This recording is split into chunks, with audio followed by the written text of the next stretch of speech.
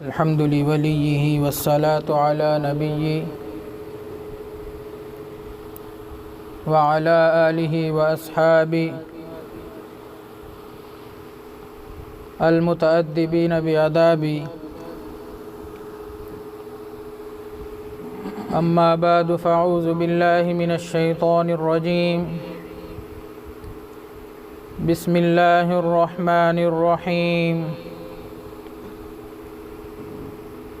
ألا بذكر الله تطمئن القلوب. سبحان ربك رب العزة عما يصفون وسلام على المرسلين والحمد لله رب العالمين. درود شریف. اللهم صل على سيدنا محمد وعلى آل سيدنا محمد وبارك وسلم وصل عليه. ماہانہ مجلس ذکر کے موقع پر ہم اور آپ جمع ہیں. دعا ہے کہ اللہ تعالی ہم سب کا آنا سننا سنانا قبول فرمائے. اللہ تعالیٰ ارشاد فرماتے ہیں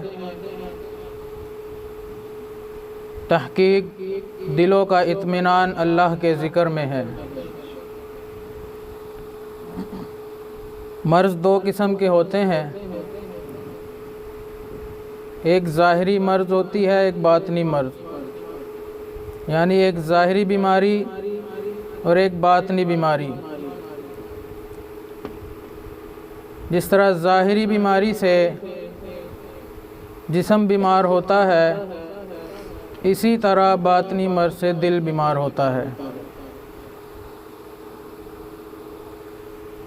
جب ہمارا جسم بیمار ہوتا ہے، کوئی چوٹ لگ جائے، کوئی بخار ہو جائے اور کئی ساری بیماریاں، تو ہم فوراً ڈاکٹر کے پاس جاتے ہیں. جب تک اس ڈاکٹر کے نسخے پہ عمل نہیں کرتے تب تک وہ بیماری ٹھیک نہیں ہوتی. اسی طرح ایک باطنی بیماری ہے دل کی بیماری. جب تک ہم کسی اللہ والا کے پاس نہیں جائیں گے، اس بیماری کا علاج نہیں کروائیں گے، تب تک یہ دل ٹھیک نہیں ہوگا. رسول اللہ صلی اللہ علیہ وسلم فرماتے ہیں کہ جب بندہ گناہ کرتا ہے تو اس کے دل پر ایک کالا سا داغ لگا دیا جاتا ہے. کثرت گناہ کی وجہ سے وہ سیاہ ہو جاتا ہے، کالا ہو جاتا ہے،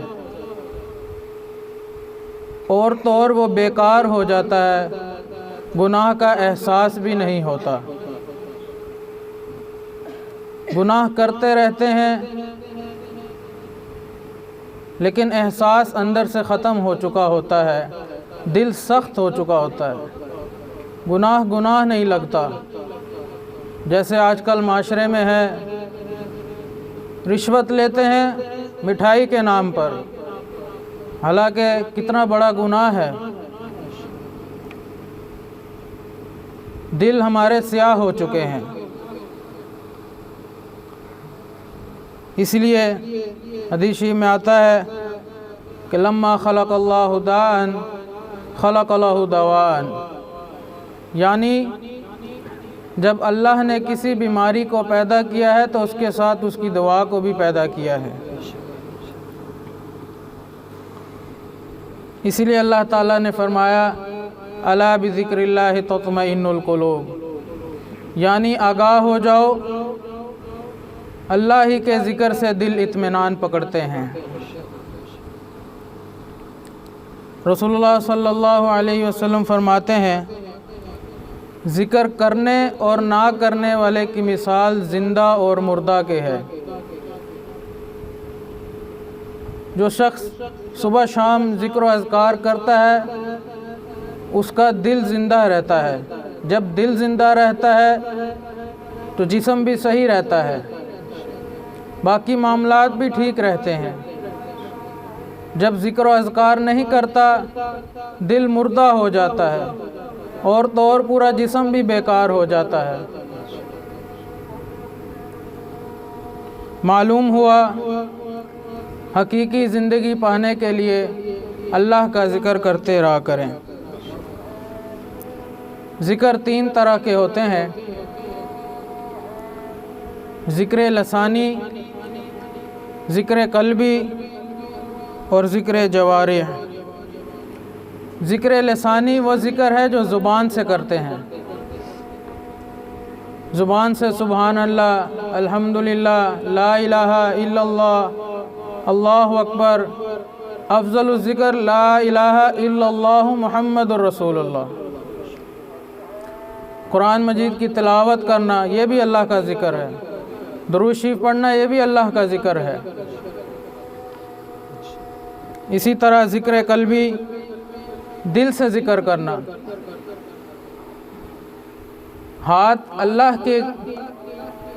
ہاتھ دنیا کے کام میں مصروف، دل اللہ کی یاد میں مصروف، چلتے پھرتے اٹھتے بیٹھتے ہر وقت دل میں اللہ کی یاد ہو، اللہ کا ذکر کرتے رہیں۔ قاعدہ قانون بھی یہی ہے کہ دل سے یاد کیا جائے۔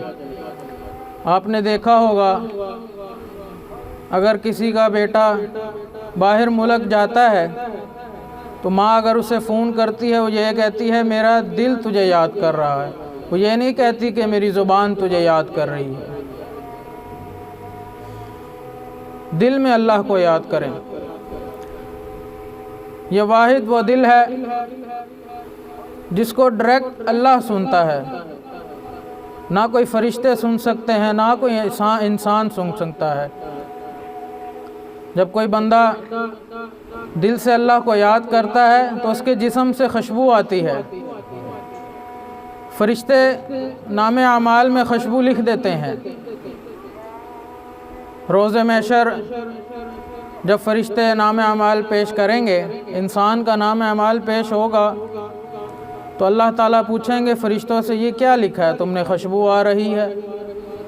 وہ کہیں گے اللہ تعالیٰ کو کہ ہمیں نہیں پتہ یہ کیا کرتا ہے، لیکن اس کے جسم سے خوشبو آتی تھی، لیکن اللہ تو جانتا تھا۔ اللہ تعالیٰ ارشاد فرمائیں گے کہ یہ شخص دل سے مجھے یاد کرتا تھا، اس کو میں ڈائریکٹ خود سنتا تھا، اس کا اجر بھی اللہ خود دیں گے۔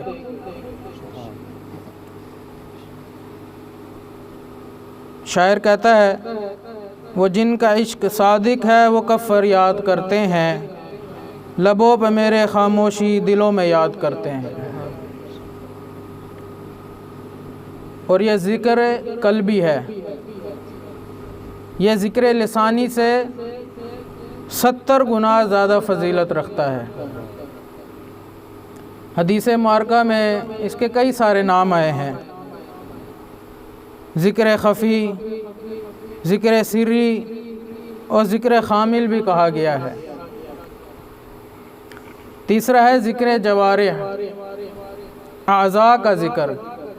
انسان ذکر کرتے کرتے ایک ایسے مقام پر پہنچ جائے کہ جہاں اس کے تمام اعضاء شریعت کے مطابق ہو جائیں، یہ سب سے اعلیٰ مقام ہے۔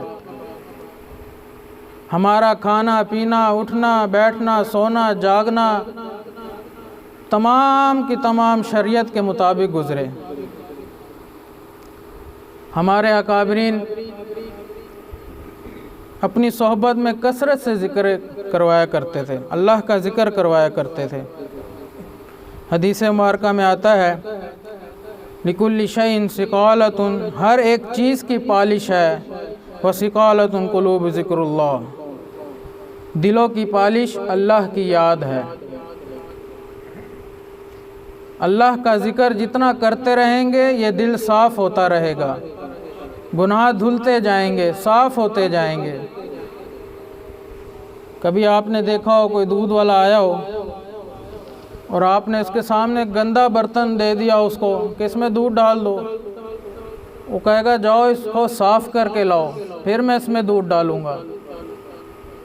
اسی طرح اللہ تعالیٰ بھی گندے دلوں میں نہیں آتے۔ اللہ تعالیٰ اپنا نور کسی گندے دل میں نہیں ڈالتے، ہمیں اسے پہلے صاف کرنا ہوگا، پاک کرنا ہوگا، تب اللہ تعالیٰ اس میں اپنا نور بھریں گے۔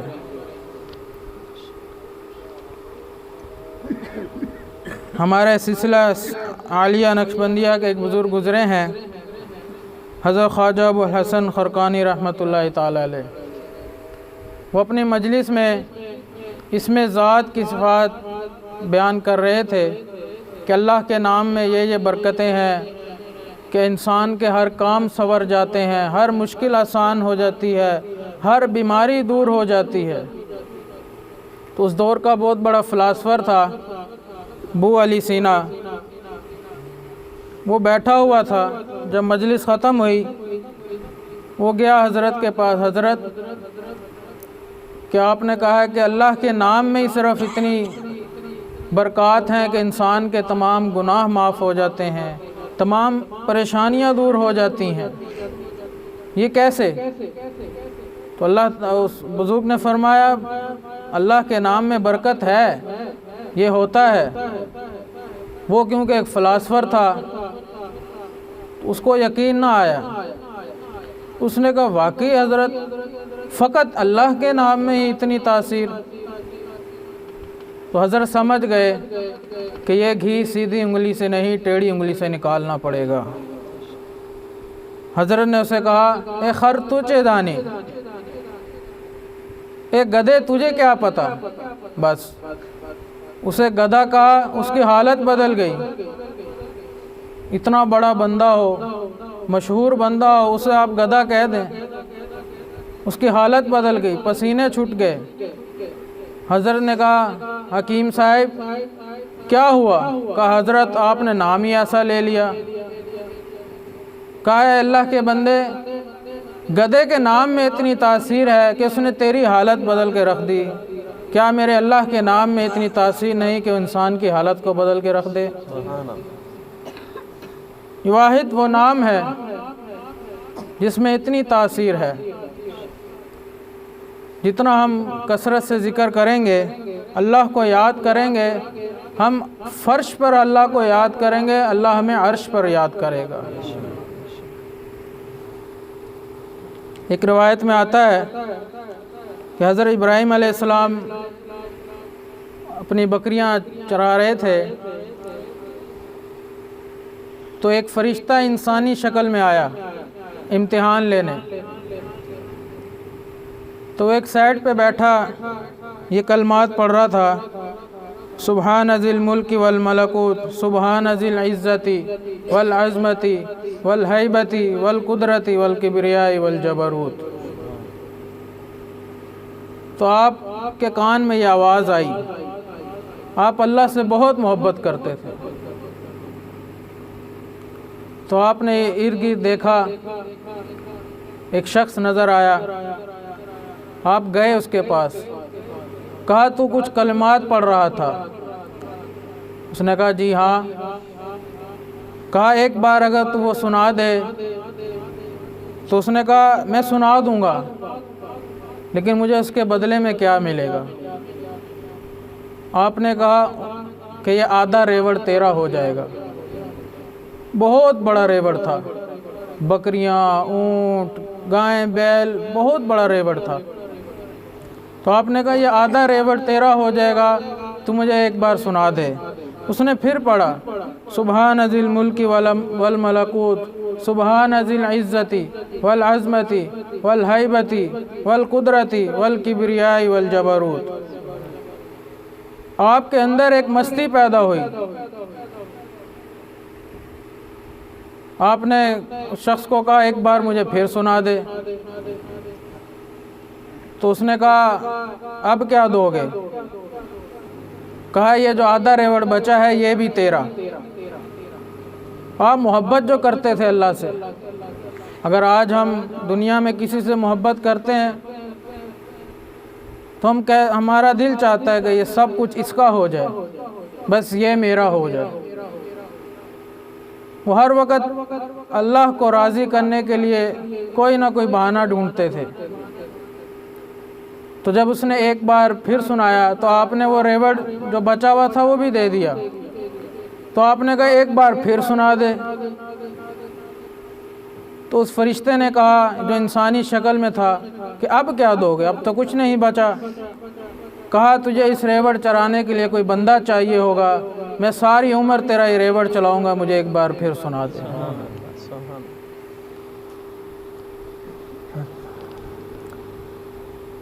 رسول اللہ صلی اللہ علیہ وسلم نے فرمایا انسان کے اندر ایک گوشت کا ٹکڑا ہے، اگر وہ اچھا ہے تو تمام بدن اچھا ہے، اور اگر وہ بگڑ جائے تو تمام جسم بگڑ جاتا ہے، اور وہ دل ہے۔ اس کو صحیح اور صاف رکھنے کے لیے ہمیں روزانہ قرآن مجید کی تلاوت کرنی چاہیے، اللہ کا ذکر کرتے رہنا چاہیے، استغفار پڑھتے رہنا چاہیے۔ اب چونکہ سلسلہ نبوت ختم ہو چکا، رسول اللہ صلی اللہ علیہ وسلم نے فرمایا میرے بعد کوئی نبی نہیں آئے گا، تو اس کے سوا چارہ نہیں ہے کہ کسی اللہ والے کے پاس جا کر اپنے دل کی صفائی کروائیں۔ یہ کام بغیر بیعت کے مشکل ہے، لہذا اسی دور میں بیعت کرنا بہت ضروری ہے۔ لیکن آج کل ہم الٹ چلتے ہیں، بیعت کرتے ہیں تعویذوں کے لیے کہ یہ پیر صاحب بس تعویذ دیتے رہیں اور میرا کام چلتا رہے۔ بیعت اس لیے نہیں ہے۔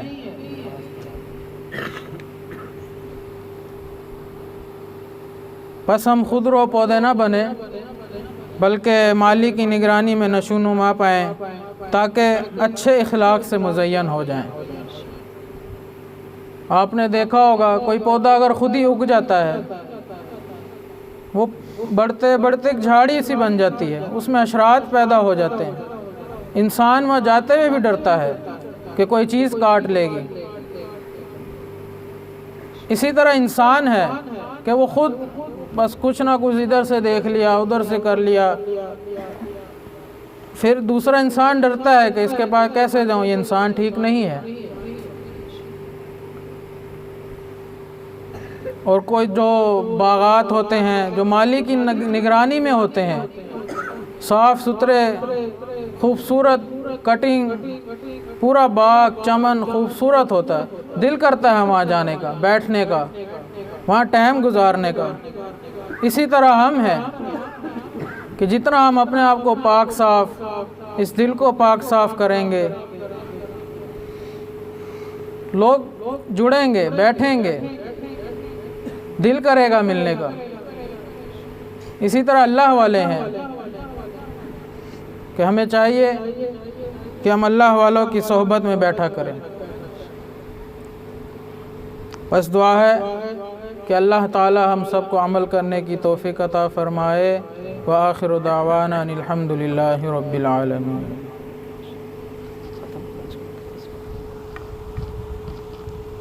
ختم خواجگان ہوئی۔ اللہم صلی علی سیدنا محمد وعلی آل سیدنا محمد وبارک وسلم۔